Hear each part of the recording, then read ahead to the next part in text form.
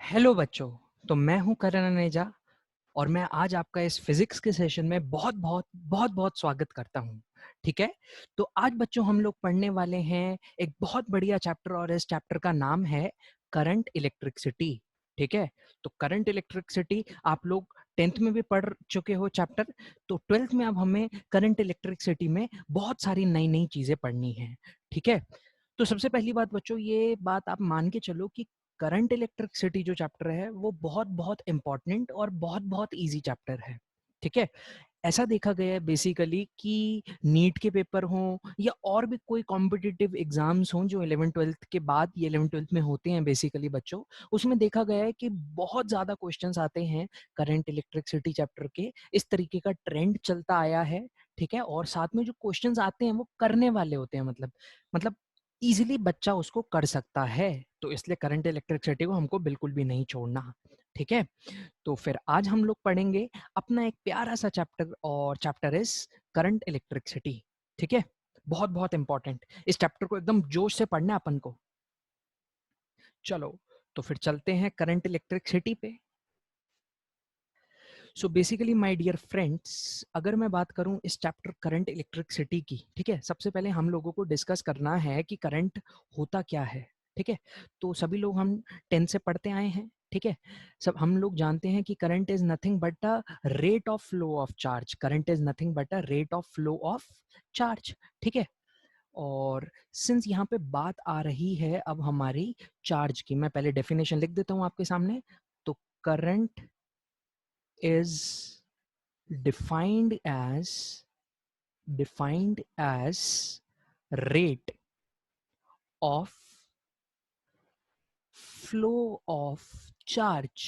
ठीक है बच्चों, rate of flow of charge. अच्छा, अब आप लोग कह रहे होगे हमने यार इलेक्ट्रोस्टैटिक्स पढ़ा था तब भी चार्ज की बात करी और इस चैप्टर में भी चार्ज की बात कर रहे हैं, ये मतलब क्या मांझ रहा है कि बार बार चार्ज के बारे में पढ़ाया जा रहे हो।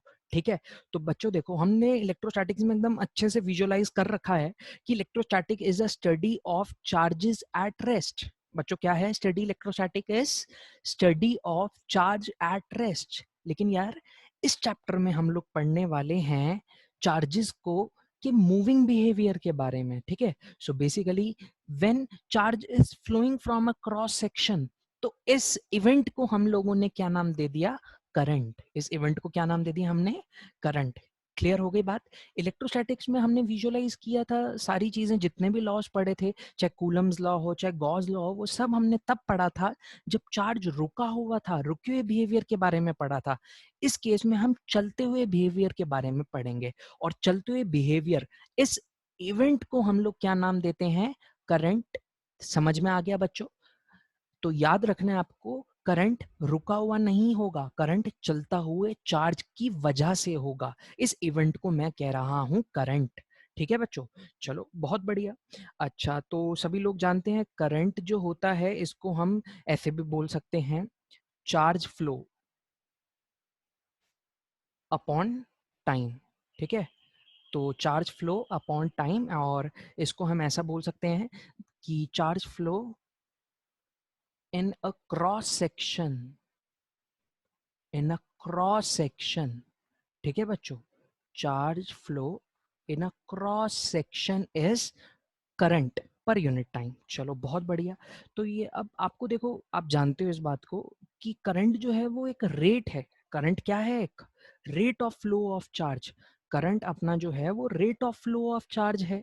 यहाँ पर दिखा हुआ है ना वर्ड रेट। ठीक है, वेलोसिटी जो होती थी वो rate of change in displacement होती थी। तो आप जानते हो एक और अच्छे से कि जो भी चीजों के रेट होते हैं, चाहे करंट हो, चाहे वेलोसिटी हो, चाहे एक्सेलरेशन हो, जिन जिन चीजों के रेट होते हैं उसको हम बेसिकली ना दो टाइप से डिफाइन कर सकते हैं या उसके दो फॉर्मूलेज हम अच्छे से पढ़ सकते हैं बच्चों। ठीक है, चलो तो देखते हैं उनके दो दो अलग अलग फॉर्मूलेज क्या होते हैं वो। ठीक है, और देखते हैं। चलो आओ वापस इस पे देखते हैं। अब हम फोकस करते हैं हम अच्छे से कि suppose this is my current. तो करंट को हम दो टाइप से बच्चों डिफाइन कर सकते हैं। ठीक है, अब देखते हैं वो क्या है। तुम खुद भी सोच पा रहे होगे और तुम में से काफियों ने सोच भी लिया होगा। ठीक है, देखो करंट को एक हम बोल सकते हैं बच्चों इंस्टेंटेनियस करंट, इंस्टेंटेनियस करंट, ठीक है। और एक होता है हमारे पास एवरेज करंट। अरे क्लियर, सोच लिया होगा काफी बच्चों ने ये तो। एक्सेलरेशन भी हमने पढ़ी है, इंस्टेंटेनियस एक्सेलरेशन और एवरेज करंट एक्सेलरेशन। यहाँ पे हम पढ़ रहे हैं इंस्टेंटेनियस करंट और एवरेज करंट, ठीक है। अब ये क्या होता है जरा इसको देख सकते हैं। तो जैसे वहां पे हमने डिफाइन कर रखा है, आई इंस्टेंटेनियस का बच्चों फॉर्मूला हो जाएगा अपने पास D Q by D T, ठीक है। ये डी टी जो इवेंट है, जिस इवेंट पे किसी क्रॉस सेक्शन से चार्ज फ्लो कर रहा है, ये बहुत बहुत बहुत छोटा इवेंट है। क्लियर हो रही है बात? मतलब टेंडिंग टू जीरो, इतना छोटा है जो जीरो के इतना पास है। मतलब मैं ऐसे बोल सकता हूँ 0.000000001 सेकेंड, ठीक है। अच्छा अब हम बात करते हैं फिर एवरेज करंट की। तो बच्चों हम बोल सकते हैं आई एवरेज जो हो गया, this is nothing but delta Q upon delta T. किसी क्रॉस सेक्शन में से किसी delta T interval of time के लिए जो चार्ज फ्लो कर रहा है, इसको हमने बोल दिया आई एवरेज। क्या बात समझ में आ रही है आपको? चलो बहुत अच्छे बच्चों, ठीक है। थोड़ा सा इसके इंट्रोडक्शन में हम एक और बात कर लेते हैं। जैसे अभी हम लोगों ने करंट के दो डेफिनेशंस देख लिए हैं कि इंस्टेंटेनियस करंट क्या होता है, एवरेज करंट क्या होता है, ठीक है बच्चों। अब अपने अपन को फॉर्मूला क्लियर है, we are sure about what the formula of current is, ठीक है। थोड़ी सी बात कर लेते हैं यूनिट्स की, डायमेंशंस की, ठीक है। तो सबसे पहले चलो बात करते हैं फिर यूनिट की। हम लोग बहुत बढ़िया अच्छे से तरीके से जानते हैं, उसमें हमें कोई भी दिक्कत नहीं है कि जो चार्ज होता है, चार्ज को हम यूजुअली कूलाम यूनिट में मेजर करते हैं, ठीक है। कूलाम बोल लो, कूलम बोल लो, एक ही बात है, ऐसी कोई दिक्कत नहीं है। तो current is nothing but Q upon T, ठीक है। क्यू अपॉन टी को आप ऐसे बोल सकते हो कूलम, शॉर्ट में लिख देते हैं कूलम पर सेकेंड, ठीक है। तो आपकी यूनिट हो गई कूलम पर सेकेंड, ठीक है। और बच्चों बेसिकली ये बात आपने पढ़ भी रखी है पहले, इस यूनिट को हम लोग बोलते हैं this is equal to 1 ampere. तो एम्पियर जो साइंटिस्ट थे उनके ऑनर में हमने ये यूनिट निकाली, ठीक है। This is SI unit. तो आप ऐसा बोल सकते हो 1 coulomb per second is nothing but 1 ampere. तो अगर एक सेक्शन से एक सेकंड के अंदर 1 कूलम का चार्ज फ्लो कर रहा है, तो this is nothing but 1 ampere of current. Is this clear to all? चलो बहुत बढ़िया, अभी तो बेसिक बेसिक चल रहा है अपन का, ठीक है। चलो नेक्स्ट पार्ट इसमें हम देख सकते हैं, इंस्टेंटेनियस करंट भी हो गया अपना, एवरेज करंट भी हो गया, ठीक है। अब हम इसमें कुछ और बात अच्छी अच्छी बातें करते हैं। तो बच्चों आप लोग जानते हो कि फिजिकल क्वांटिटी जो हमारे पास होती है इस फिजिक्स के अंदर, वो होती है एक स्केलर और एक होती है वेक्टर। अभी तक यही बात जानते थे आप, ठीक है। शायद कुछ बच्चों ने पढ़ा हो कि वेक्टर में के साथ साथ एक और अपने पास यूनिट होती है जिसको बोला जाता है टेंसर। अगर आपने पढ़ा है तो बहुत बढ़िया, वरना थोड़ा सा मैं आइडिया यहाँ पे भी दे देता हूँ, ठीक है। देखो सबसे पहले ना हमारे पास कुछ फिजिकल क्वांटिटीज होती हैं बच्चों। फिजिकल जैसे क्वांटिटी होती हैं, ये आपने पढ़ा हुआ है ऑलरेडी 11th में, ठीक है। अगर नहीं पढ़ा तो आपको बता देता हूँ। तो देखो यार, एक फिजिकल क्वांटिटी जो अपने पास होती है, उसमें सिर्फ मैग्नीट्यूड होता है। उसमें सिर्फ क्या होता है? मैग्नीट्यूड होता है। और एक फिजिकल क्वांटिटी ऐसी होती है जिसमें मैग्नीट्यूड के साथ साथ डायरेक्शन भी होती है। मैग्नीट्यूड के साथ साथ क्या होगी? डायरेक्शन। क्या बात समझ में आ रही है? अब हम लोग जनरली यही बात पढ़ते हैं और पढ़ाया भी जनरली यही जाता है कि मैग्नीट्यूड और डायरेक्शन है तो इसको चुपचाप डाल दो वेक्टर्स के अंदर, लेकिन नहीं, यहाँ से फर्दर बच्चों इसकी बाइफर्गेशन शुरू हो जाती है, ठीक है। तो एक बाइफर्गेशन होती है आपके पास टेंसर, और एक बाइफर्गेशन आपके पास होती है वेक्टर। अब ये क्या बाइफर्गेशन है? तो बच्चों ऐसा देखा गया है, आपने ट्राइंगल्स लॉ भी पढ़ा हुआ है, पैरेललोग्राम लॉ भी पढ़ा हुआ है, तो ऐसा देखा गया है कि जो मैग्नीट्यूड और डायरेक्शन वाली चीजें डायरेक्शन, पैरेललोग्राम लॉ को की बात करें या ट्रायंगल्स लॉ की बात करें, इनको जो जो फॉलो करेगा इसको हम बोलेंगे कि वो वेक्टर क्वांटिटीज है। और जो इन लॉ को फॉलो नहीं करते उनको क्या बोलेंगे हम? Tensor quantities. तो टेंसर क्वांटिटीज क्या होती हैं, समझ में आ गया? बिल्कुल आ गया सर। चलो बहुत अच्छे। तो those which don't follow don't follow vector addition law, जो वेक्टर एडिशन लॉ को फॉलो ना करें उनको हम क्या बोलते हैं? टेंसर। क्या बात समझ में आ गई? बिल्कुल, बहुत बढ़िया। चलते हैं फिर थोड़ा-सा और इसमें देखते हैं डिटेल अपने को, ठीक है? आनी चाहिए, सारी बात पता होनी चाहिए अपने को। तो फॉर एग्ज़ाम्पल बच्चों, अगर मैं इसमें बात करूँ, ठीक है? इसमें अगर हम बात करें, तो फॉर एग्ज़ाम्पल मेरे पास एक ये वाली ब्रांच है, ठीक है? और एक ब्रांच ये वाली है। ये 2 ब्रांच है मेरे पास, ठीक? मेरे पास ये 2 ब्रांच हैं। अच्छा, अब हम देखते हैं फिर आगे, ठीक है? तो सपोज़ आपके पास 2 वायर हैं, ठीक है बच्चों? 2 वायर, एक वायर में करंट फ्लो कर रहा है आपका 3 एम्पीयर और एक वायर में करंट फ्लो कर रहा है 4 एम्पीयर, ठीक है बच्चों? अच्छा, और दोनों ही वायर आपको बोल रखी हैं कि ये दोनों की दोनों वायर परपेंडिकुलर हैं, बोल रखा है। जंक्शन बन रही है और दोनों जंक्शन पे जब वायर मिल रही हैं तो आपस में जो एंगल बन रहा है वो 90 डिग्री का बन रहा है, ठीक है? तो अब लेट अस से कि यहाँ पे जंक्शन पे एक थर्ड वायर भी है, कुछ इस तरीके से, ठीक? तो मेरा आपसे क्वेश्चन क्या है, इसका ए पार्ट, यहाँ इस ब्रांच पे जो करंट फ्लो कर रहा होगा वो 5 एम्पीयर का करंट फ्लो कर रहा होगा, या बच्चों इस वायर पे जो करंट फ्लो कर रहा होगा वो under the root of 3 square plus 4 square का करंट फ्लो कर रहा होगा। तो आप बोलोगे दोनों से बात तो सेम आ रही है, ठीक है? देखो, इसको 5 एम्पीयर नहीं लेते, सेम बन जाएगा ऑप्शन। मान लेते हैं कि ये ऑप्शन जो है दिस इज 7 एम्पीयर, ठीक है? तो और इसको जब आप सॉल्व करोगे बच्चों तो ये आ जाएगा 5 एम्पीयर, ठीक है? तो अब आपसे मैं पूछता हूँ कि जो करंट फ्लो करेगा इस थर्ड वायर में, ठीक है, आई थ्री किसकी इक्वल होगा? तो ये बात अपने को एकदम से क्लियर है कि जो आई होगा, दिस आई थ्री, ये आई जो है, ये अपना आई इक्वल होने वाला है 7 एम्पियर के। क्या बात समझ में आ रही है? ठीक है? तो इस एग्जाम्पल ने आपको बताया कि कंफर्म है जो हमारे वायर्स होती हैं जिसमें करंट फ्लो करता है वो वेक्टर एडिशन को फॉलो नहीं करते। सिंस वो वेक्टर एडिशन को फॉलो नहीं करते तो वो अपने काम की चीज नहीं है। इसका मतलब ये टेंसर हो सकता है, ठीक है? लेकिन बच्चों को ये भी डाउट हो सकता है कि सर आपको कैसे पता है इसमें डायरेक्शन की डिस्कशन इंपॉर्टेंट है या नहीं है? वो ये भी तो कह सकता है कि हो सकता है डायरेक्शन की जरूरत ना पड़े, आप जबरदस्ती क्यों इसमें वेक्टर की हमें बातें बता रहे हैं। तो देखते हैं फिर, मैं एक और एग्जांपल लेता हूँ। सपोज दिस इज 3 एम्पियर, ठीक है? और यहाँ पे बच्चों हमारा जो करंट फ्लो कर रहा है वो 4 एम्पियर का कर रहा है, ठीक? और ये आपकी थर्ड वायर हो गई, ठीक? तो मैं मेरा फिर से वही क्वेश्चन कि यहाँ पे आई कितना होना चाहिए, ठीक?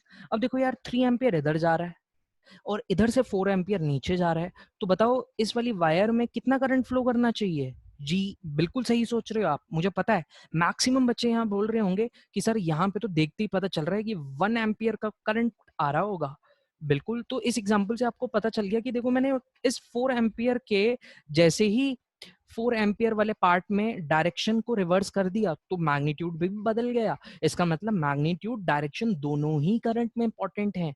तो इसलिए मैं बोलूंगा, याद रखने वाली बात, current is a tensor quantity, current is a tensor quantity. क्या बात समझ में आ रही है बच्चों?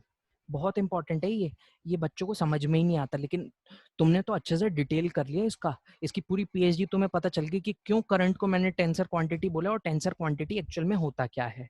Is this clear to all? चलो बहुत बढ़िया, ठीक है? देखते हैं फिर अब हम नेक्स्ट पार्ट कि इसमें अब हम क्या कर सकते हैं और, ठीक है? तो फिर अब हम देखने वाले हैं इसमें नेक्स्ट पार्ट। ये तो अपने को पता चल गया कि टेंसर है, ठीक है? चलो अब नेक्स्ट पार्ट क्या है यहाँ पे। तो नेक्स्ट पार्ट जो अब हमें देखना है उसका वो ये वाला पार्ट है कि सपोज मेरे पास ना एक कंडक्टर है, ठीक है? Let this be a conductor बच्चों, ठीक है? अच्छा, अब आप सभी जानते हो कि एक जो कंडक्टर होता है उसमें बहुत सारे फ्री इलेक्ट्रॉन्स होते हैं भाई, तभी तो वो अपने लिए काम का होता है। कंडक्टर इसलिए काम का होता है क्योंकि उसमें फ्री इलेक्ट्रॉन होते हैं। फ्री इलेक्ट्रॉन है तो इलेक्ट्रॉन्स पास कर सकते हैं, कंडक्ट कर सकते हैं, ठीक है? अच्छा, अब यहाँ पे बहुत सारे फ्री इलेक्ट्रॉन्स हैं, ठीक है? अब यहाँ पर जो टॉपिक है ना, मैं नाम लिख भी देता हूँ फिर किसी को दिक्कत ना हो। इस टॉपिक को बोलते हैं हम कन्वेक्शनल करंट, ठीक है। अच्छा, अब कन्वेक्शनल करंट क्या होता है, ये बोलता है कि जिस डायरेक्शन में इलेक्ट्रॉन फ्लो करेगा, जिस डायरेक्शन में क्या फ्लो करेगा बच्चों, इलेक्ट्रॉन। मान लेते हैं कि ये इलेक्ट्रॉन है, ठीक है। तो अगर इलेक्ट्रॉन फ्लो कर रहा है इस डायरेक्शन में, इस कंडक्टर के अंदर, तो जो करंट होगा वो इस डायरेक्शन में आएगा। क्या बात समझ में आ रही है? कोई ये नहीं कह सकता अब कि करंट की डायरेक्शन नहीं है, नहीं, करंट की डायरेक्शन है, हमने ऊपर अच्छे से डिटेल में पढ़ा है, ठीक है। तो जिस डायरेक्शन में इलेक्ट्रॉन फ्लो करे उसके जस्ट अपोजिट डायरेक्शन में आता है current, this is convectional current, ठीक है।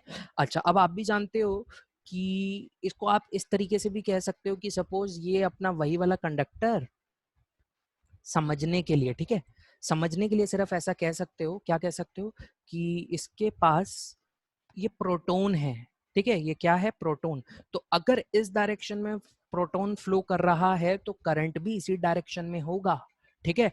तो ये आपके पास फिगर ए जो है वो कन्वेक्शनल करंट आपको बताती है कि करंट जो है वो इलेक्ट्रॉन के फ्लो के जस्ट नेगेटिव डायरेक्शन में होगा, या फिर और आप ऐसा भी बोल सकते हो इसको कि जिस डायरेक्शन में प्रोटॉन फ्लो कर रहा होगा उसके उसी डायरेक्शन में करंट फ्लो करेगा, ठीक है। कोई बच्चा ये ना कहे कि सर कंडक्टर में तो प्रोटॉन फ्लो नहीं करता। यार बिल्कुल सही कह रहे हो, कंडक्टर में कभी फ्लो करंट प्रोटॉन नहीं कर सकता, लेकिन ये एक कन्वेक्शन है, ऐसा बस कहने का तरीका होता है, ठीक है। तो मैं लिख भी देता हूं यहाँ पे, convection convectional current says that flow of proton is the direction of current, ठीक है। जिस डायरेक्शन में प्रोटॉन फ्लो करेंगे उसी डायरेक्शन में आपका करंट आएगा, ठीक है। मैं फिर कह रहा हूं, कंडक्टर के अंदर प्रोटॉन कभी भी फ्लो नहीं कर सकता है, जो भी फ्लो करता है वो इलेक्ट्रॉन करता है, वो भी फ्री इलेक्ट्रॉन, ठीक है। जितना भी एटम होता है वो एटम एक कंडक्टर के अंदर सबकी लैटिस पे बैठा होता है, ठीक है। अब वो सारे के सारे लैटिस पे बैठे हुए हैं बच्चों, तो लैटिस के अंदर सिर्फ फ्री इलेक्ट्रॉन जो होता है, जो एटम से लूजली बाउंडेड होता है या लूजली अट्रैक्टेड होता है, वो आराम से फ्लो कर सकता है, ठीक है। लेकिन ये बस बच्चों एक समझने का तरीका है, आप दोनों में से कोई भी लॉजिक यूज कर सकते हो। क्या बात समझ में आ गई?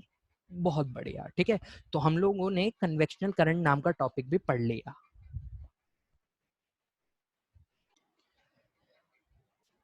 अब कई बार क्या होता है बच्चों कि डाउट आता है हम लोगों को कि अभी तक तो देखो मैंने कंडक्टर को जब भी डील किया, देखो इस क्वेश्चन में जब भी मैंने अभी कंडक्टर को डील किया, मैंने कोई एक वर्ड बैटरी नहीं यूज किया, ठीक है। अभी तक जो कंडक्टर है वो आराम से पड़ा हुआ है, ठीक है। तो अब हम डिस्कस कर लेते हैं role of role of battery, ठीक है, या बैटरी होती क्या है, आप दोनों में से कुछ भी समझ सकते हो। हम दोनों के दोनों टॉपिक इसी के अंदर अभी समझने वाले हैं, ठीक है। तो अभी तक हमने कंडक्टर की बहुत सारी बात कर ली है, ठीक। तो लेट अस से कि this is my conductor, conductor में इलेक्ट्रॉन है, प्रोटॉन कभी भी फ्लो नहीं करता, लेकिन वो समझने का तरीका होता है, ठीक है। तो सपोज मैंने क्या किया, मैंने इसके अबाउट एक बैटरी को कनेक्ट कर दिया, ठीक है। तो बच्चों आप लोग ये बहुत अच्छे से जानते हो कि बैटरी में this is the symbol of battery, 10th class में पढ़ा हुआ है, ठीक है। ये हाई पोटेंशियल का सिंबल होता है, HP माने हाई पोटेंशियल, ठीक है, शॉर्ट में लिख रहा हूँ। और ये जो छोटा वाला टर्मिनल है ये लो पोटेंशियल का टर्मिनल है। बच्चे कई बार 10th क्लास में बोलते थे ये पॉजिटिव है ये नेगेटिव है, नहीं, आपको क्या बोलना है, हाई पोटेंशियल और low potential. Is this clear to all? ठीक है। तो जैसे ही मैं बैटरी को कनेक्ट करता हूँ, बैटरी को कनेक्ट करने की वजह से क्या होता है बच्चों कि इस कंडक्टर में अभी बहुत सारे फ्री इलेक्ट्रॉन्स थे। क्या थे? अभी इस कंडक्टर में बहुत सारे फ्री इलेक्ट्रॉन्स, ठीक है। तो जैसे ही मैंने इसको कनेक्ट किया, ये बात तो आपको समझ में आती होगी कि जैसे ही मैंने इसको कनेक्ट किया तो भाई यहाँ पे आ, इस पॉइंट पे और इस पॉइंट पे कुछ ना कुछ पोटेंशियल डिफरेंस आ गया, ठीक है। बुक्स में इसको प्लस माइनस दिखाते हैं, मैंने आपको वो भी दिखा दिया है कि प्लस माइनस का मतलब क्या होता है। प्लस मतलब हाई पोटेंशियल, नेगेटिव मतलब लो पोटेंशियल, लेकिन ये कतई इसका मतलब नहीं है कि यहाँ पे नेगेटिव ही होगा। हो सकता है यहाँ 10 वोल्ट है तो यहाँ 3 वोल्ट हो जाए, तो ओवरऑल पोटेंशियल डिफरेंस कितना हो गया बच्चों? 7 वोल्ट, ठीक है। तो सपोज अगर मेरे पास यहाँ पे बहुत सारे फ्री इलेक्ट्रॉन्स पड़े हैं, तो पोटेंशियल डिफरेंस आने की वजह से क्या यहाँ पे इलेक्ट्रिक फील्ड भी आएगी? बिल्कुल आएगी। आप जानते हो इलेक्ट्रिक फील्ड, देखो यहाँ पे लिख देता हूँ, आपने पढ़ा हुआ है E equal to minus dV/dr। अरे पढ़ा या नहीं पढ़ा? तो देखो इस पॉइंट और इस पॉइंट के बीच में पोटेंशियल डिफरेंस तो एग्जिस्ट कर रहा है, पोटेंशियल डिफरेंस है तो फील्ड भी आएगी। अरे फील्ड आएगी या नहीं आएगी? बिल्कुल आएगी। अच्छा अब देखो फील्ड आ रही है तो मैं बोल सकता हूँ कि ये वाली जो डायरेक्शन होगी बच्चों वो फील्ड की होगी, इलेक्ट्रिक फील्ड की, ठीक है। अच्छा अब इलेक्ट्रिक फील्ड भी आ गई अपने पास, ठीक है। अब आप लोग बहुत अच्छे से जानते हो कि इस पूरे केस में इस इलेक्ट्रॉन पे, जिसको मैंने ये वाले इलेक्ट्रॉन को फोकस करते हैं, सिर्फ एक ही इलेक्ट्रॉन को अभी लेके चलते हैं, ठीक है। तो इस इलेक्ट्रॉन की अगर मैं बात करूं, इस इलेक्ट्रिक फील्ड की वजह से इस इलेक्ट्रॉन पे बच्चों फोर्स लग रही है कुछ इस डायरेक्शन में, फोर्स लग रही है इस डायरेक्शन में। इसका मतलब इलेक्ट्रॉन जो है वो इस तरीके से सर्किट में घूमेगा। अगर सर्किट में इस तरीके से इलेक्ट्रॉन घूमेगा, क्योंकि उस पर फोर्स लग रही है यार, अगर फोर्स लग रही है तो चीजें तो घूमेंगी ना। अच्छा अगर अब फोर्स लग रही है इस पूरे केस में, तो सर्किट में इलेक्ट्रॉन कुछ इस तरीके से घूम रहा है। क्यों घूम रहा है? क्योंकि उस पर फोर्स लग रही है। अच्छा इलेक्ट्रॉन घूम रहा है एंटी क्लॉकवाइज। अरे इलेक्ट्रॉन कैसा घूम रहा है? Anti clockwise. ये ध्यान से डायरेक्शन देखो यार, this is anti clockwise direction. तो मैं बोल सकता हूँ करंट फ्लो करेगा क्लॉकवाइज। क्यों करंट फ्लो करेगा क्लॉकवाइज? अभी मैंने कन्वेक्शन करंट पढ़ाया आपको। आ रही है बात समझ में? क्या कोई दिक्कत? अच्छा बच्चा कहेगा सर आपने यहाँ पे रोल ऑफ बैटरी लिखा है, लेकिन मुझे अभी तक बैटरी के बारे में बताया, लेकिन आपने रोल तो बताया ही नहीं। चलो सबसे पहले ना रोल ऑफ बैटरी में एक मिथ डिस्कस करते हैं जो काफी बच्चों को लगता है, काफियों को, ठीक है। बच्चों को छोड़ो, बड़ों को भी काफी बड़ों को मतलब बड़े बच्चों को भी लग सकता है, ठीक है। ऐसी कोई बात नहीं कि आप लोगों को ही लग रहा है, ठीक है। मिथ क्या होता है, कई बार बच्चे सोचते हैं कि जब मैंने किसी कंडक्टर को बैटरी से कनेक्ट कर दिया तो बैटरी ही वो चीज है जो सर्किट में चार्ज ला रही है। मतलब आपके पास ये बैटरी है, तो कई लोग सोचते हैं कि ये जो इसके अंदर बहुत सारा ना चार्ज भरा हुआ है इस बैटरी के अंदर, ठीक है। अब जैसे ही मैंने इसको कंडक्टर से कनेक्ट किया तो ये एक एक करके कंडक्टर को चार्ज दे रही है और कंडक्टर उस चार्ज को एब्जॉर्ब कर रहा है और उससे एनर्जी आ रही है, लेकिन ये गलत है, दिस इज बिल्कुल रॉन्ग, ठीक है। तो एक्चुअल में बैटरी के बारे में मिथ ये होता है battery provide charge, battery provide charge, ये मिथ है। मिथ मतलब झूठ। तो ये बिल्कुल गलत बात है, कतई सही नहीं है ये बात। बैटरी चार्ज प्रोवाइड करती है? तुम ध्यान से देखो, क्या बैटरी यहाँ पे चार्ज प्रोवाइड कर रही है? नहीं, चार्ज तो कंडक्टर के पास पड़ा हुआ है। बैटरी का क्या काम होता है? बैटरी का काम वही होता है जो आपके घर में लगी हुई मोटर का होता है, जो पानी को पंप करती है। ग्राउंड से छत तक ले जाने का काम किसका होता है? मोटर का। मोटर पानी नहीं पैदा कर रही, ये पानी नहीं प्रोवाइड कर रही, मोटर पंप कर रही है। क्या बात समझ में आ रही है? तो लिख देते हैं फैक्ट क्या है। फैक्ट, फैक्ट है बच्चों, बैटरी पंप्स द चार्जेस, ठीक है। क्या ये बात आपको समझ में आ रही है?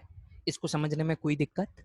चलो बहुत बढ़िया, ठीक है। अच्छा इसी बात को थोड़ा सा मैं तुम्हें एनर्जी से भी बता देता हूँ। तो बच्चों थोड़ा सा एनर्जी से भी आप इसको एनालाइज कर सकते हो। तो ये वही वाला अपना कंडक्टर, कंडक्टर मतलब पूल ऑफ या सी ऑफ फ्री इलेक्ट्रॉन्स। तो मैंने यहाँ इलेक्ट्रॉन्स दिखा दिए इस तरीके से, ठीक है, ये इलेक्ट्रॉन है।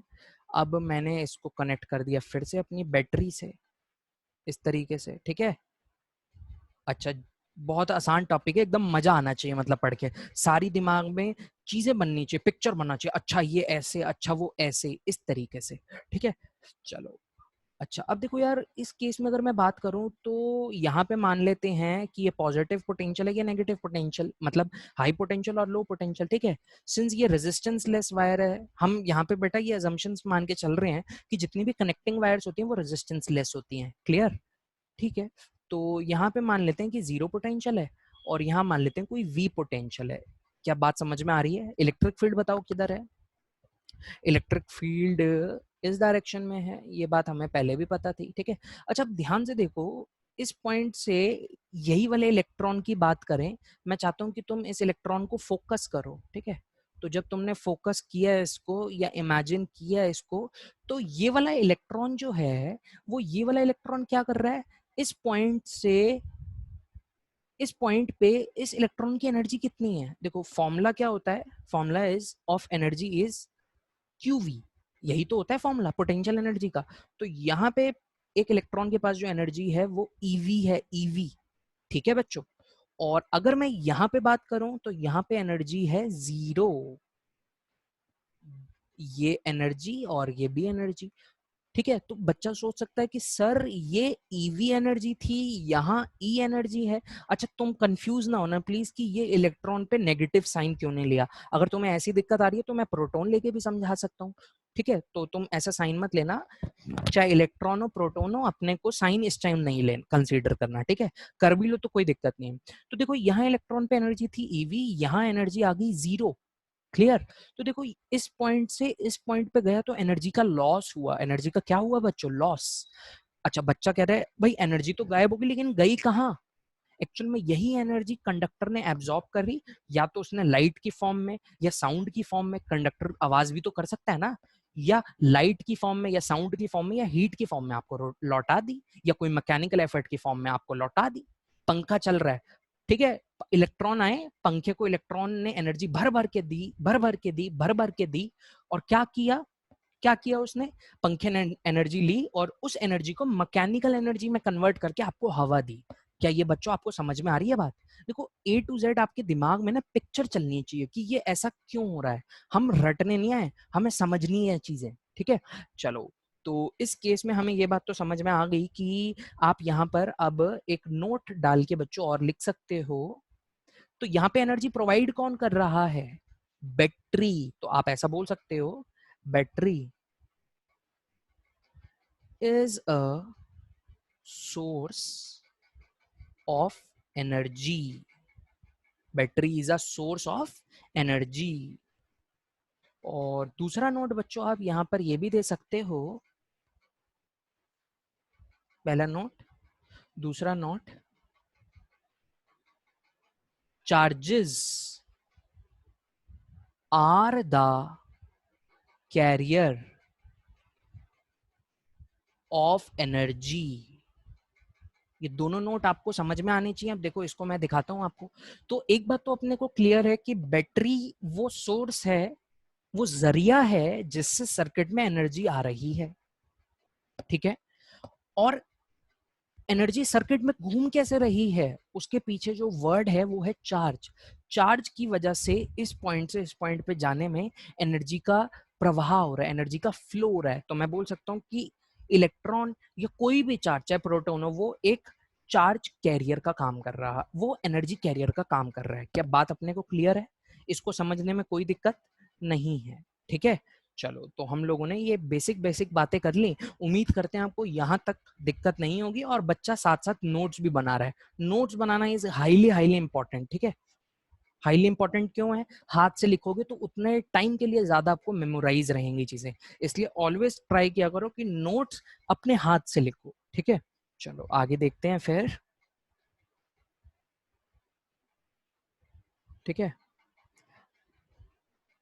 चलो, तो बच्चों अब हम डिस्कस करने वाले हैं एक कंडक्टर के ऊपर, जब कंडक्टर किसी बैटरी से कनेक्टर नहीं है। ठीक है, कुछ और नई चीजें करेंगे, मजा आने वाला है आपको, देखो एकदम।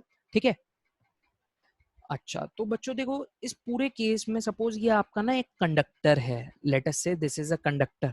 ठीक, और ये कंडक्टर पे चार्जेस पड़े हुए हैं। What are they are charges, ये इलेक्ट्रॉन्स पड़े हुए हैं बहुत सारे। अच्छा, ठीक बात, ठीक है सर, समझ में आ गया बिल्कुल कि एक कंडक्टर और कंडक्टर में तो इलेक्ट्रॉन पड़े ही होंगे। अच्छा, अगर मैं बच्चों इस केस में बात करूं कि अभी मैंने कंडक्टर को कोई बैटरी से कनेक्ट नहीं किया, इसको मैंने रूम टेम्परेचर पे रखा, मतलब conductor is at room temperature. ठीक है, तो बच्चों आप लोग एक बात बहुत अच्छे तरीके से जानते हो कि किसी भी रूम टेम्परेचर पे थर्मल रेडिएशंस या थर्मल एनर्जी होती है। और थर्मल एनर्जी का आपने KTG, kinetic theory of gases में फॉर्मूला भी पढ़ा होगा, 3/2 kT, where k is the Boltzmann constant. And T is the absolute temperature, मतलब केल्विन में टेम्परेचर होता है, ठीक है। अच्छा अब देखो इस केस में रूम टेम्परेचर पे रख दिया मैंने, ठीक। तो इन जितने भी इलेक्ट्रॉन्स पड़े हुए हैं, इन सभी इलेक्ट्रॉन्स के पास बताओ क्या होगा, थर्मल एनर्जी। थर्मल एनर्जी की वजह से ये बच्चों रूम टेम्परेचर में जब होते हैं तो ये रैंडम मोशन करते हैं, ठीक है, इस तरीके से रैंडम मोशन, कुछ भी पाथ, ठीक है, रैंडम मोशन। ये बात समझ में आ रही है? इस तरीके से बच्चों ये रैंडम मोशन करते हैं। अरे ये क्या करते हैं, रैंडम मोशन, ठीक है। तो क्यों कर रहे हैं, क्योंकि इनके पास थर्मल एनर्जी है। थर्मल एनर्जी भी वाइब्रेशंस की फॉर्म में या काइनेटिक एनर्जी की फॉर्म में एग्जिस्ट करती है। तो एक बात हम यहाँ पे नोट डाल के लिख सकते हैं, a conductor at room temperature has electron which has या have electron, एक तो नहीं है, बहुत सारा है ना electrons, which have random motion going on, इनके पास रैंडम मोशन चल रहा होता है। क्या ये बात समझ में आ रही है आपको? तो रैंडम मोशन, हर जगह रैंडम मोशन चल रहा है। एक इलेक्ट्रॉन की वजह से कंडक्टर के अंदर रैंडम मोशन चलता जा रहा है, चलता जा रहा है। अच्छा ठीक है, समझ गए सर। तो रैंडम मोशन अगर चल रहा है इस केस में, तो फिर हम देखते हैं कि ये रैंडम मोशन से क्या करंट भी आएगा, ठीक है। अब देखो यार, वर्ड आ गया रैंडम, तो रैंडम का मतलब यही होता है कि एक डेफिनेट मोशन या रैंडम है। मतलब अगर यहाँ से 10 इलेक्ट्रॉन आ रहे हैं तो यहाँ से भी 10 इलेक्ट्रॉन आ रहे हैं। मतलब 10 इलेक्ट्रॉन अगर, ऐसे फिगर में बताता हूँ, 10 इलेक्ट्रॉन अगर इस डायरेक्शन में आ रहे हैं, ट्रेवल कर रहे हैं, 10 इलेक्ट्रॉन इधर भी कर रहे हैं, तो ओवरऑल जो चार्ज है वो कितना है, 0।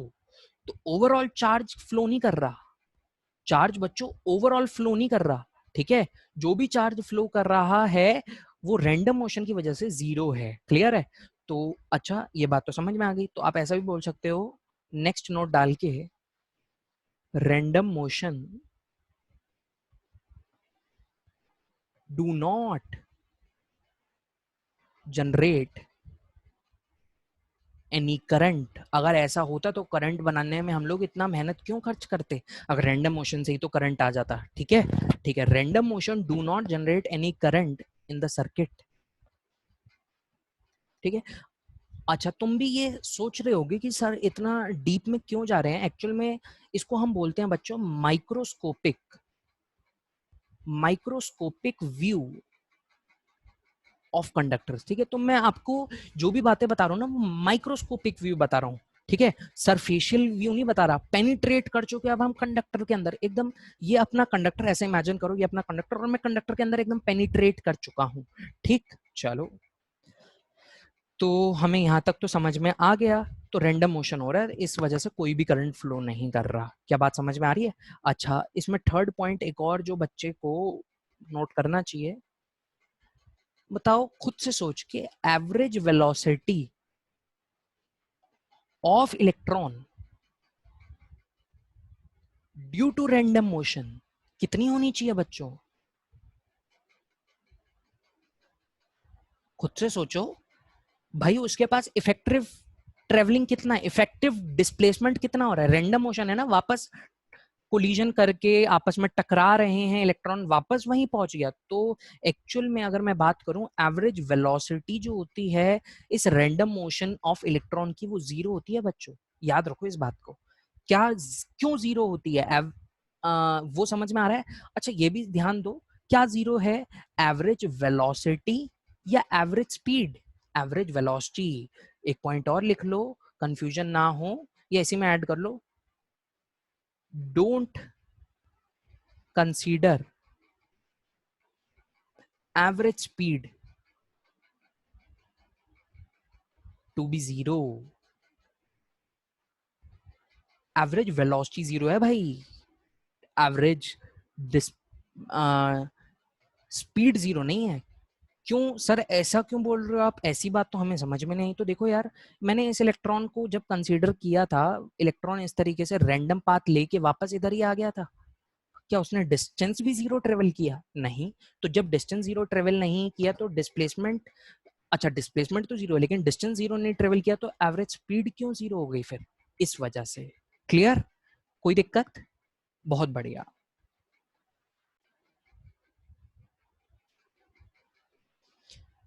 ठीक है फिर तो देखते हैं फिर अगला पार्ट। देखो इस केस में अभी हमने एक बात तो देख लिया, कंडक्टर विदाउट बैटरी, ठीक है। थोड़ा इसमें, अरे एक सेकंड नीचे हो जा भाई।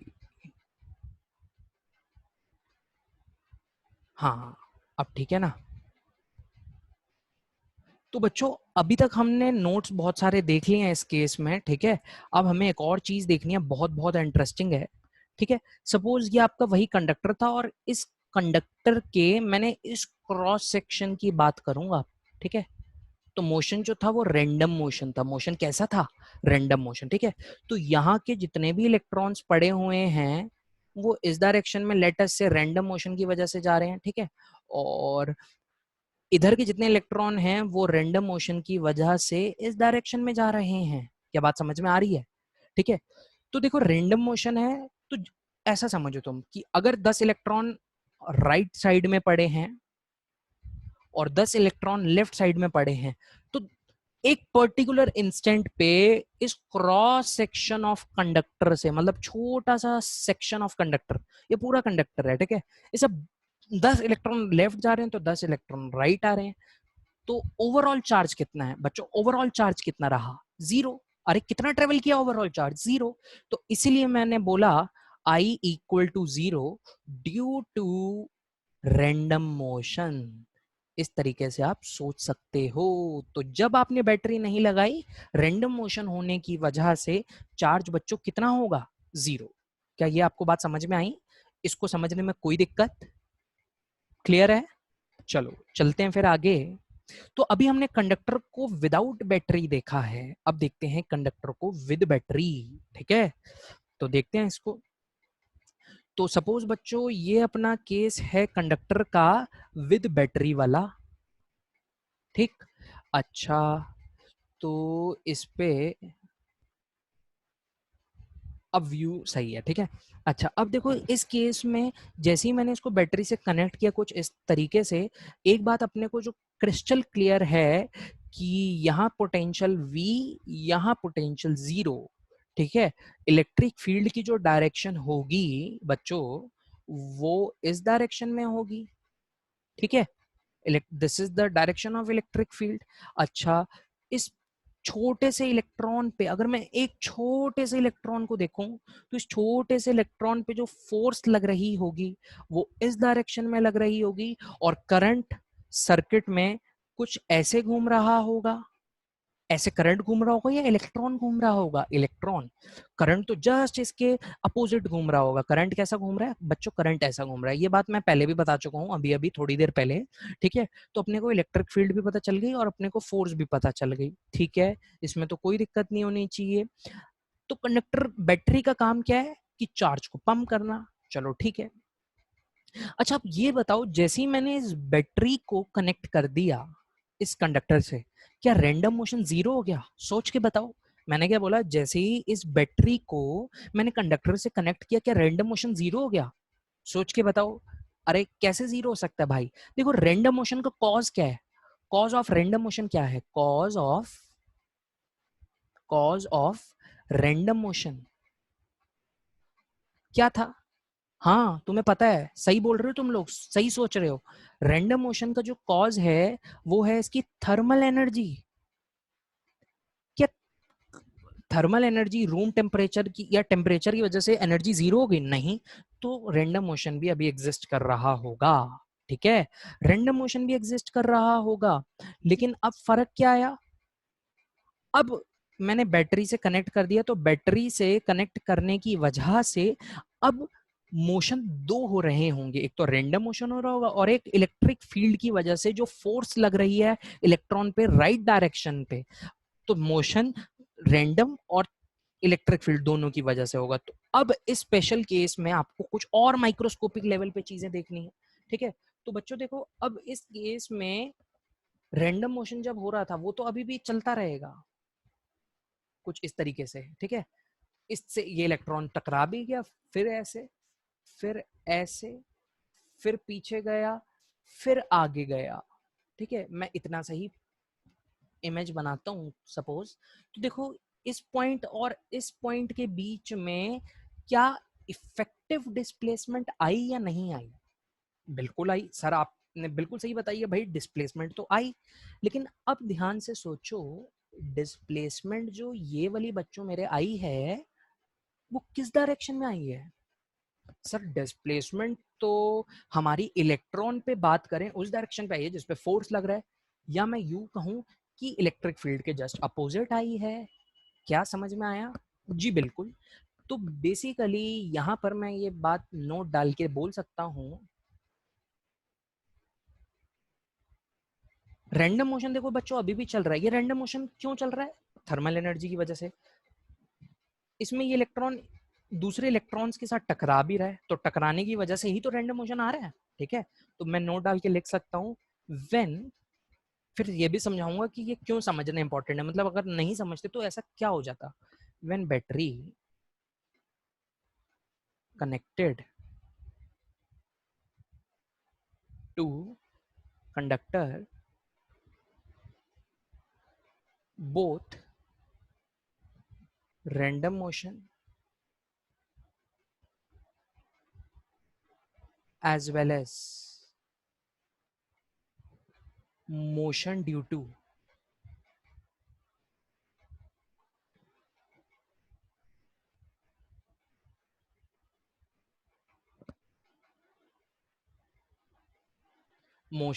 to electric force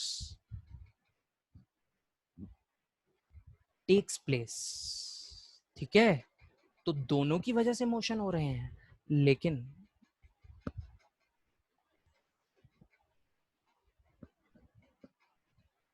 but now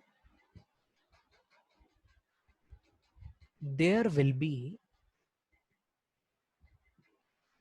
effective displacement in direction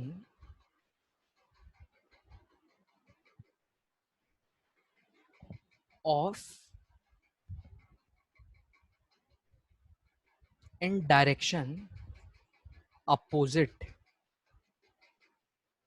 to current,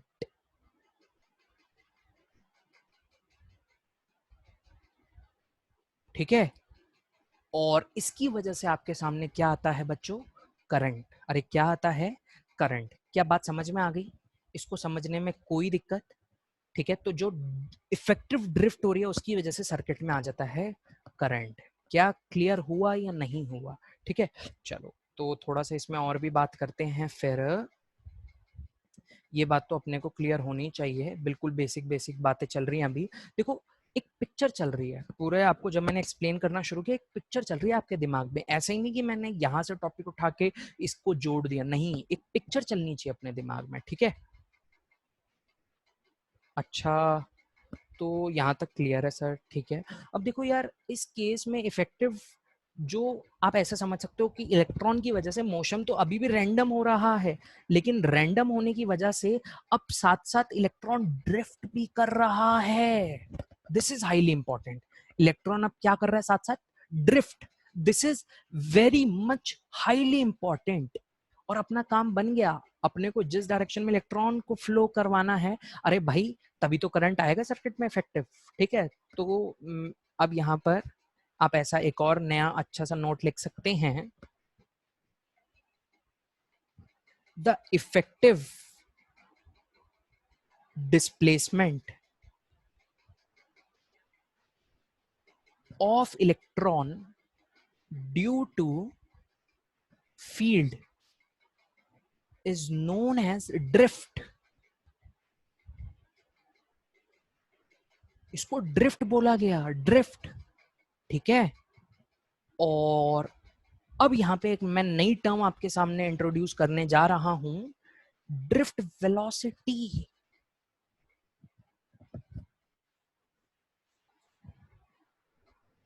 the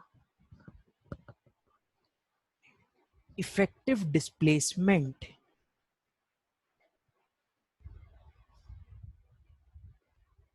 of electron is mainly due to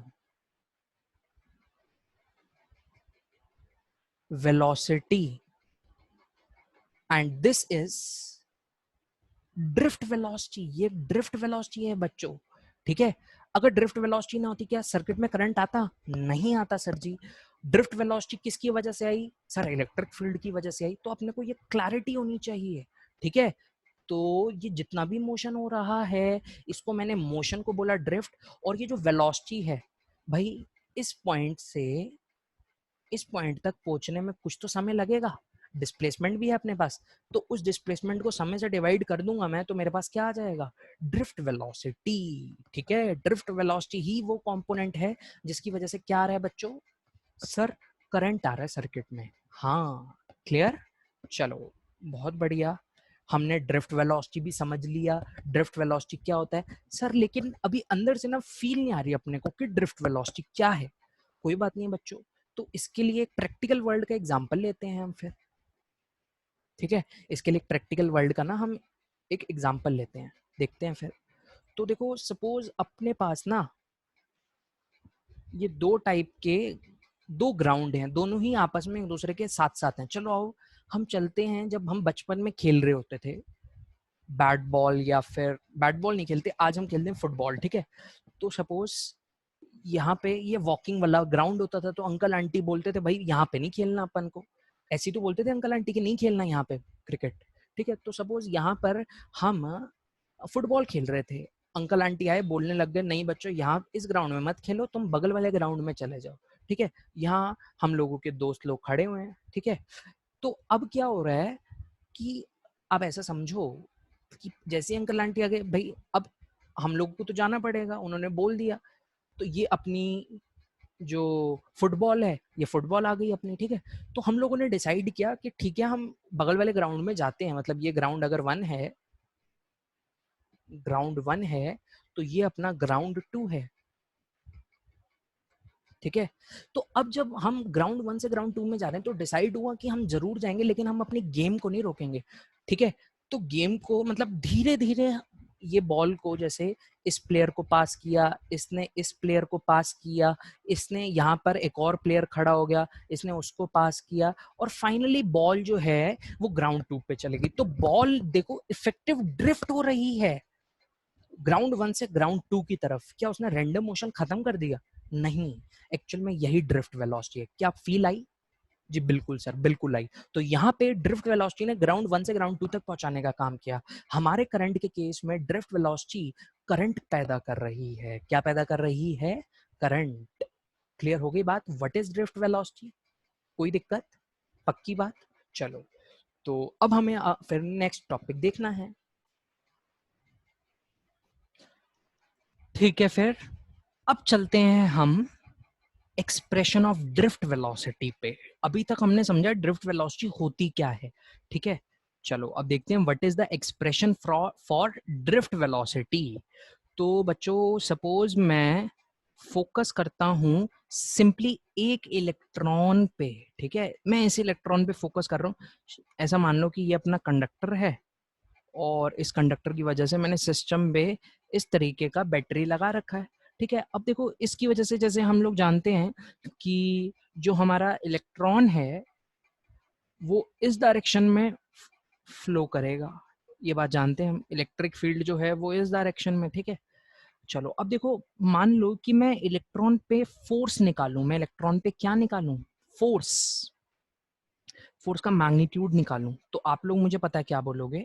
आप लोग बोलोगे कि देखो सर हम ना बड़े अच्छे से इलेक्ट्रोस्टैटिक्स में पढ़ रखे हैं कि अगर इलेक्ट्रिक फील्ड जो होती है उसका मैग्नीट्यूड ई वेक्टर होता है, तो जो फोर्स का मैग्नीट्यूड होता है वो होता है क्यू, क्यू ई, यही होता है। क्यू की वैल्यू हो गई ई, और ई की वैल्यू कैपिटल ई। तो this is the magnitude of force, ठीक है। अच्छा अब देखो आप इसको ऐसा भी लिख सकते हो, एक्सिलरेशन जो होगी एक इलेक्ट्रॉन पे इलेक्ट्रिक फोर्स की वजह से, उसका मैग्नीट्यूड होगा E capital E upon M.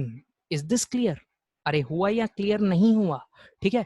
अच्छा अब देखो, इससे पीछे वाली स्लाइड जब हमने डिस्कस करी थी, तो हमने यहाँ पर ये वाली बात भी बोली थी बच्चों कि जब भी इलेक्ट्रॉन फ्लो करता है तो इलेक्ट्रॉन ड्रिफ्ट करता है, तो वो रैंडम मोशन की वजह से ड्रिफ्ट करता है। ठीक है। अब ये देखो, ये इलेक्ट्रॉन पहले ऊपर गया, यहाँ एक कोलिजन हुआ, फिर यहाँ दूसरा कोलिजन हुआ, फिर यहाँ तीसरा, फिर यहाँ चौथा, फिर यहाँ पांचवा, फिर यहाँ छठा, फिर फाइनली यहाँ पहुंचा।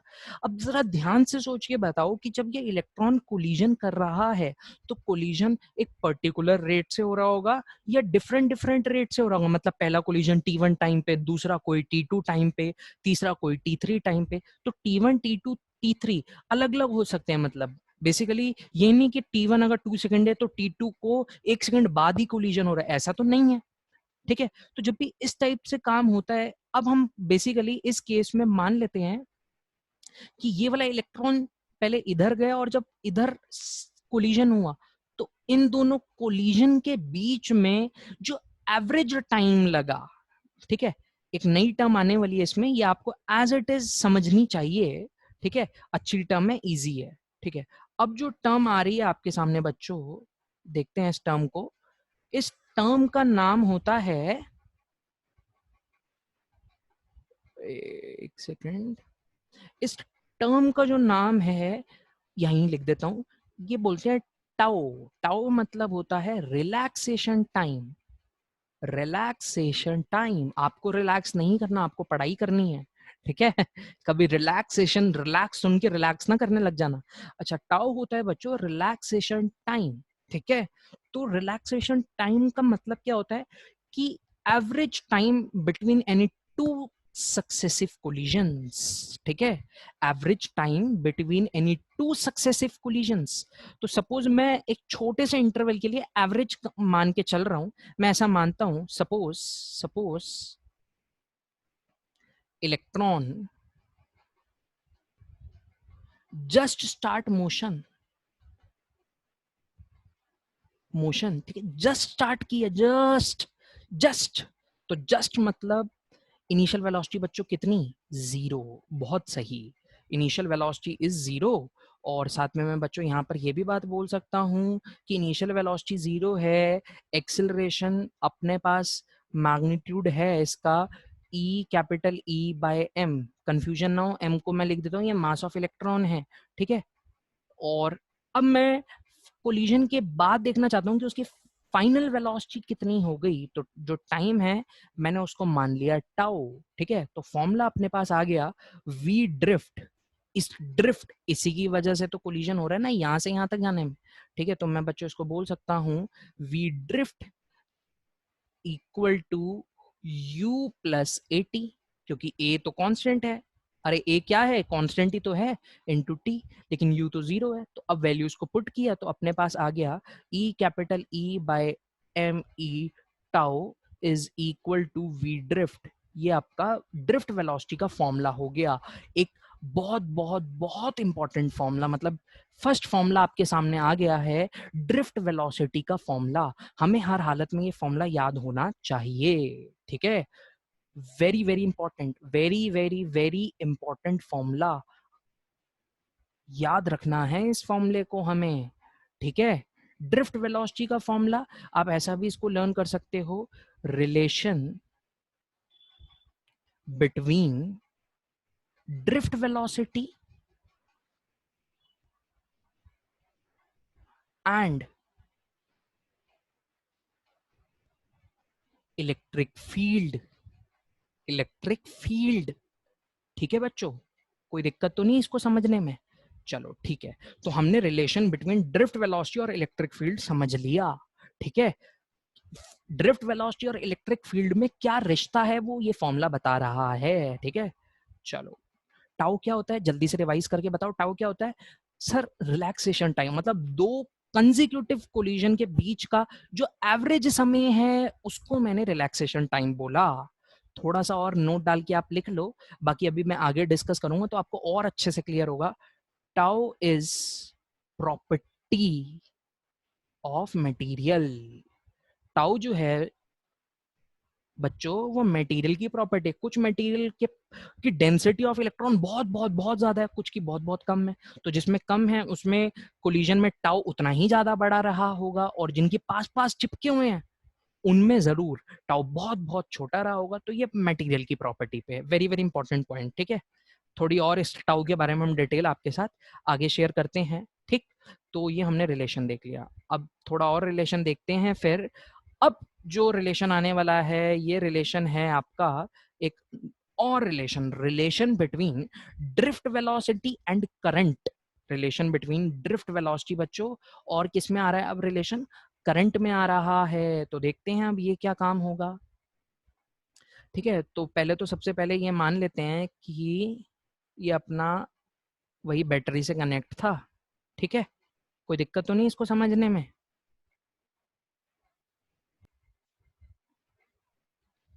ठीक, अच्छा अब साथ में थोड़ा ये भी तुम मान लो, एक मैं एक और नई चीज डिफाइन करने वाला हूँ, एन, इसको बोलते हैं N. N is number of free electron per unit volume. ठीक है, अच्छा सपोज आपके पास यहाँ पे एक इलेक्ट्रॉन पड़ा हुआ है। ठीक है, ये सारे इलेक्ट्रॉन ही हैं। एक बात तो समझ में आ गई, ये सारे इलेक्ट्रॉन सरक रहे हैं ड्रिफ्ट वेलोसिटी से। They all are shifting with the drift velocity बच्चों। ये किससे सरक रहे हैं, ड्रिफ्ट वेलोसिटी से। ठीक है, अच्छा अब देखो ये ड्रिफ्ट वेलोसिटी से जब इलेक्ट्रॉन्स आगे जा रहे हैं तो एक बात अपने को ऐसे भी बोल सकते हैं हम कि ये इलेक्ट्रॉन्स यहाँ पे इस वॉल्यूम पे, जिसको मैं थोड़ा सा आपको शेड भी करके दिखाऊं, इस वॉल्यूम पे नंबर ऑफ इलेक्ट्रॉन्स कितने हैं। तो सर नंबर ऑफ इलेक्ट्रॉन्स पूछ रहे हो सर या नंबर ऑफ चार्ज पूछ रहे हो? नहीं, मैं नंबर ऑफ चार्ज पूछ रहा हूँ। नंबर ऑफ चार्ज कितने हैं सर, अगर कोई मेरे से पूछे तो देखो यार, यहाँ पे एरिया ऑफ क्रॉस सेक्शन है मान लो ए, लेंथ भी पता है अपने को, number of free electron per unit volume है एन, तो नेट चार्ज जो होगा वो होगा N into E into A into L. Sir N क्यों लगाया बच्चे, इस शेडेड वॉल्यूम की वॉल्यूम कितनी है ए एल। अच्छा, और यहाँ पे चार्ज कितना है, अच्छा उसको n से मल्टीप्लाई कर दिया तो चार्ज आ गया। चार्ज को इलेक्ट्रॉन्स के टर्म में कन्वर्ट किया क्योंकि इतने तो इलेक्ट्रॉन है, तो उसको e से मल्टीप्लाई कर दिया तो ये चार्ज आ गया आपका। ठीक है, अच्छा अब ये यहां से लेके यहां तक जो चार्ज है उसको मान लो कोई समय लग रहा है टी। अच्छा इस वाले चार्ज ने यहां से लेके यहां तक पहुंचने में कितना समय कवर किया सर, डिस्टेंस कवर किया एल, और आपने बताया कि अभी वो टी टाइम लग रहा है। तो अच्छा, तो देखो भाई अब इस केस में मैं करंट डिफाइन करने जा रहा हूं, तो करंट जो होता है वो तो क्यू बाय टी होता है, वो क्या होता है क्यू बाय टी। अच्छा, तो Q की वैल्यू होगी N into E into A into L upon T. अच्छा सर देखिए, ये L पता है मुझे, डिस्टेंस क्या है, T क्या है ये भी पता है, और ये भी कंफर्म है कि ये जो L बाय टी वाला पार्ट है यही तो ड्रिफ्ट वेलोसिटी है। अरे इलेक्ट्रॉन ने L डिस्टेंस कवर कितने समय में कवर किया, T टाइम में। तो मैं बोल सकता हूं, मेरे पास फॉर्मूला आ गया, I is equal to NEAVD। Very very very important formula. क्या बात समझ में आ गई? ठीक है, क्लियर। आई स्केलर वेक्टर, सर ना स्केलर ना वेक्टर, ये तो टेंसर है। तो फॉर्मूला आ गया NEAVD। सर ये VD क्या है, अरे भाई VD तो ड्रिफ्ट वेलोसिटी है ना। Clear, very important formula. ठीक है, समझ में आ गया। चलो इस पे बेस फिर एक छोटा सा न्यूमेरिकल देख लेते हैं।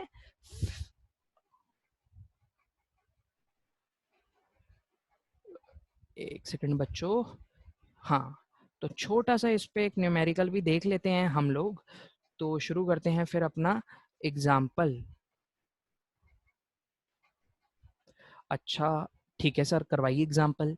तो बच्चों देखो, suppose this is the cross section, और इस क्रॉस सेक्शन पे बच्चों ऐसा मान लो एक स्पेशल टाइप का आपने कंडक्टर इन्वेंट किया है, इसमें इलेक्ट्रॉन भी है और इसमें प्रोटॉन भी है। ठीक, अच्छा इलेक्ट्रॉन जब फ्लो कर रहा है और प्रोटॉन, दोनों की डायरेक्शन ऑफ फ्लो तो अलग अलग होगी। ठीक है, तो ऐसा बोल रखा है NE रिप्रेजेंट कर रहा है नंबर ऑफ इलेक्ट्रॉन्स पर यूनिट वॉल्यूम। Np रिप्रेजेंट कर रहा है number of electrons, sorry number of proton पर यूनिट वॉल्यूम, ठीक है। Ve रिप्रेजेंट कर रहा है drift velocity of electron, Vp represent कर रहा है ड्रिफ्ट वेलोसिटी ऑफ प्रोटॉन, ठीक है। अच्छा, अब आपको क्वेश्चन बोल रखा है कि अब मैंने क्या किया, मैंने सर्किट को कनेक्ट कर दिया बच्चों बैटरी से, ठीक है। तो सर्किट में अब आपसे क्वेश्चन पूछा गया, बताओ इसमें करंट कितना फ्लो करेगा। क्या मेरा क्वेश्चन समझ में आया? अच्छा सर, करंट होता है वेक्टर, नहीं करंट होता है टेंसर। अच्छा करंट टेंसर है, ठीक है सर। तो जो करंट होगा उसको हमने ऐड करना है, क्योंकि वो वेक्टोरियली, तो उससे कोई लेना देना नहीं है, ठीक है। अच्छा इलेक्ट्रॉन मान लो फ्लो कर रहा है ऐसे, प्रोटॉन फ्लो कर रहा है ऐसे, तो नेट करंट जो दोनों की वजह से आएगा वो दोनों की वजह से इस डायरेक्शन में ऐड हो जाएगा। तो सर जो नेट करंट होगा ना आई, वो आई ई प्लस आई पी के इक्वल होगा। और आई ई और आई पी का मेरे पास फॉर्मूला है, मैं आई को लिख सकता हूँ N E into A into V E, I P को लिख सकता हूँ मैं N P into E into A into V P, ठीक है। दोनों को जोड़ दो, आपका आंसर आ गया। सर बिल्कुल सही बात, ये तो सर हमने सोचा ही नहीं था कि इस टाइप से भी इस क्वेश्चन को पूछा जा सकता है, ठीक है। तो सिंपल सा बच्चों काम है, आपको बस बेसिक्स आने चाहिए। अपने को क्या आना चाहिए? बिल्कुल basics. N E N P, यहाँ एक ई, यहाँ भी एक ई, फॉर्मूला होता है N E A V D, तो उसकी जगह काम आ गया, ठीक है। दोनों को ऐड कर दोगे तो आपका आंसर, इसको ऐसे भी बच्चे लिख सकते हैं हम, मैंने ई ए कॉमन ले लिया तो आपका आंसर आ गया N E V E plus N P V P. This is my net current of circuit, और करंट की यूनिट जो होती है वो एम्पियर होती है। आ गई बात समझ? ठीक है, ठीक, क्लियर हो रही हैं बातें बच्चों? ये चैप्टर आसान लग रहा है, मुश्किल लग रहा है? अरे बहुत आसान है यार, एकदम मजा आ जाएगा एकदम पढ़ के, जब हम इमेजिन करेंगे ना चीजों को। अच्छा इसका ये रीजन, अच्छा इसका ये रीजन, मतलब रीजन ढूंढते रहो हर चीज के पीछे, रटो मत, तभी मजा आएगा फिजिक्स का, ठीक है। चलो फिर आज इतना ही रखते हैं सेशन, फिर बहुत जल्द मिलेंगे अगली बार। ऑल द बेस्ट, ठीक है। अच्छा चलो यार बच्चों, फिर all the best to all, अच्छे से मेहनत करो और बहुत जल्द मिलते हैं। ओके।